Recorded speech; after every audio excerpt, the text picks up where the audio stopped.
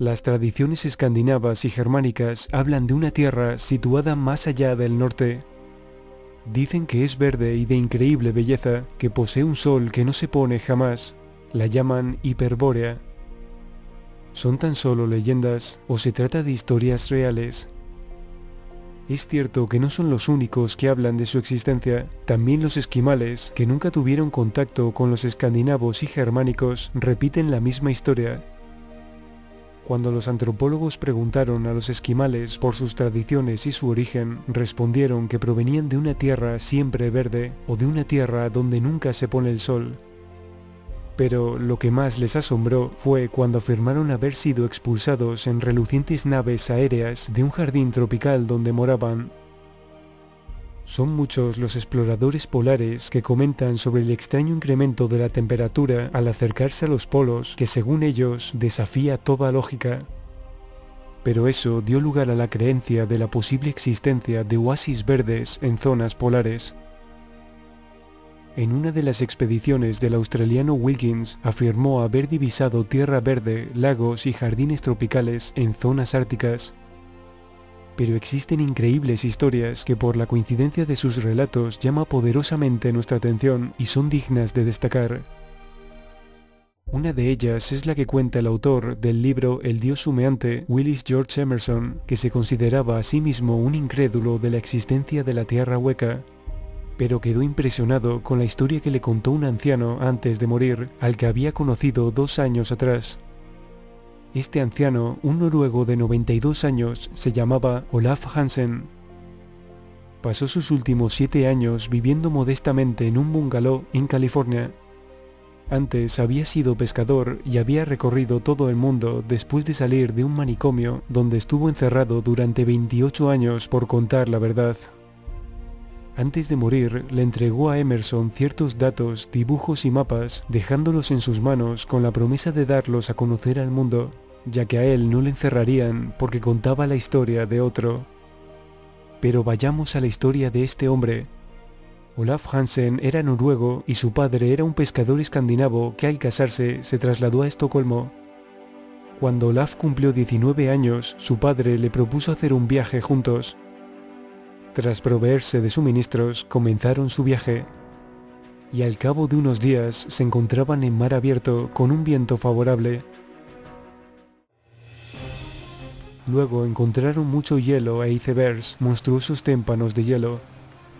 Días más tarde se vieron envueltos en una furiosa tempestad de nieve que amenazaba con volcarlos.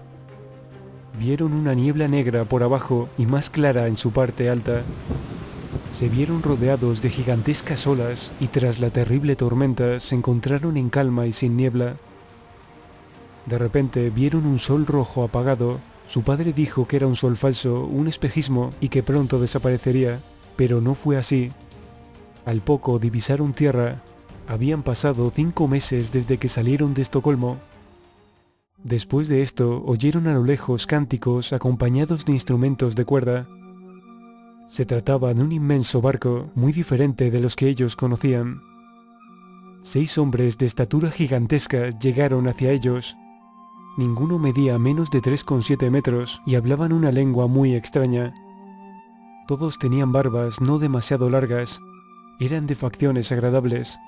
Tenían el pelo negro, otros rojizo y algunos eran rubios. Su padre, con 1,92 m de altura, a su lado parecía Pulgarcito. Todos eran amables y reían continuamente. Llevaban túnicas ceñidas a la cintura, bermudas, medias y sus sandalias estaban adornadas con hebillas de oro. Estos gigantes eran extremadamente sensibles a la música y con un gran conocimiento en todas las ciencias. Eran bastante longevos, algunos incluso pasaban los 800 años. Las casas eran grandes y construidas maravillosamente. El oro estaba por todas partes, en los marcos de las puertas, en las mesas e incluso en las bóvedas de los edificios públicos. La vegetación crecía de forma exuberante y había todo tipo de frutas con un delicioso sabor. Los racimos de uvas medían más de 1 metro, cada uva era tan grande como una naranja y las manzanas más grandes que la cabeza de un hombre. El gran tamaño de todo lo que les rodeaba era increíble. Los enormes árboles de secuoya de California eran meros arbustos comparado con los bosques de gigantescos árboles que se extendían por kilómetros y kilómetros en todas las direcciones. Un cuarto de superficie era agua y 3/4 tierra, con grandes océanos y abundantes ríos y lagos. Este lugar se encontraba iluminado por una bola de tamaño descomunal de fuego rojo mortecino no excesivamente brillante que se sostenía en el centro. Era rojo ardiente por la mañana y por la tarde y de una luz blanca muy hermosa durante el día. Se trataba del sol interno de la Tierra. Los animales eran gigantescos. Las alas de algunos pájaros parecían medir 9 metros de un extremo a otro. Algunas tortugas llegaban a medir entre 8 y 9 metros de longitud y de 5 a 6 metros de anchura. La niebla ascendía cada tarde y llovía cada 24 horas. Esto, unido a la regularidad de las condiciones climáticas, hacía que hubiera un crecimiento gigante y longevo de toda la vida animal y vegetal. Llevaban mucho tiempo fuera de casa y decidieron volver a pesar de haberlos advertido de los peligros. Les dieron mapas de sus ciudades, pepitas de oro, y les indicaron cómo marchar, aunque se mostraron muy preocupados por ellos. Tras 45 días esquivando los enormes bloques de hielo y buscando canales, cuando ya creían haber superado todos los peligros, chocaron contra un iceberg. Perdieron el barco y su padre con él. Olaf se encontró solo en un bloque de hielo de 60 metros cuadrados de extensión. El capitán de un barco ballenero le rescató, pero al contarle su historia le esposó tomándole por un loco y para que le soltara tuvo que mentir. Tras una ausencia de 4 años y 8 meses, llegó a Estocolmo. Se enteró que su madre había muerto y sus propiedades se las había quedado su tío. Olaf fue corriendo a contarle su historia, pero su tío consiguió que le encerraran en un manicomio. Fue liberado en el año 1862 tras 28 espantosos años de sufrimiento. Después de eso, siguió como pescador durante 27 años y no volvió a contar su historia por miedo a volver a ser encerrado, hasta que conoció a Emerson. Otra historia muy similar sobre estos gigantes está recogida en el libro del Dr. Raymond Bernard llamado La Tierra Hueca, en el que recoge lo que le contó el Dr. Nephi Cotton de Los Ángeles sobre una historia narrada por uno de sus pacientes, un hombre de ascendencia nórdica. Este le relató que cuando vivía cerca del Círculo Ártico, en Noruega, su amigo y él decidieron un verano dar un paseo en barco y llegar lo más lejos que pudieran hacia el norte. Al cabo de un mes habían llegado más allá del polo, hasta un país nuevo y desconocido para ellos. Quedaron muy asombrados por el clima, ya que hacía mucho calor, tanto que por la noche no podían dormir.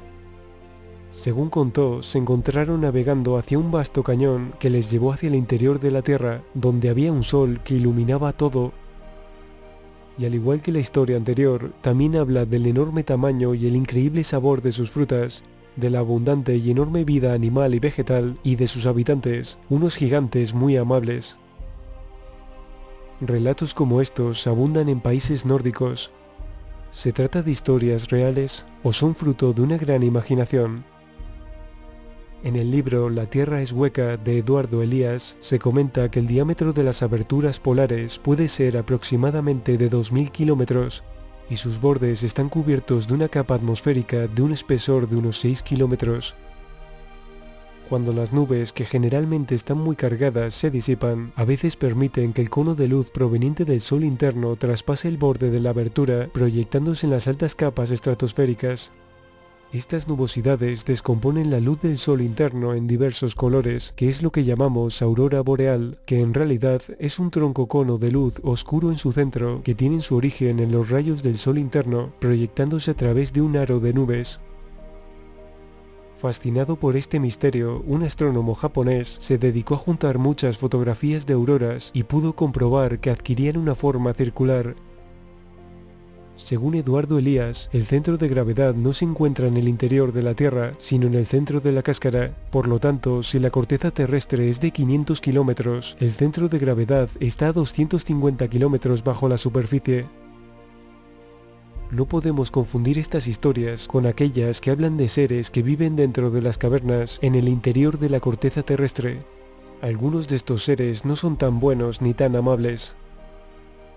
No podemos demostrar que la Tierra sea hueca ni que tenga un sol interior, pero la ciencia tampoco puede demostrar lo contrario. Podemos creer estas historias o mantenernos en nuestro escepticismo, pero siempre debemos dejar una puerta abierta ante la posibilidad de su existencia, porque de lo que sí estamos seguros es que si los gobiernos de las grandes potencias tuvieran conocimiento de su existencia, jamás nos lo contarían. Eso sí, seguiremos investigando porque es la única forma de conocer la verdad.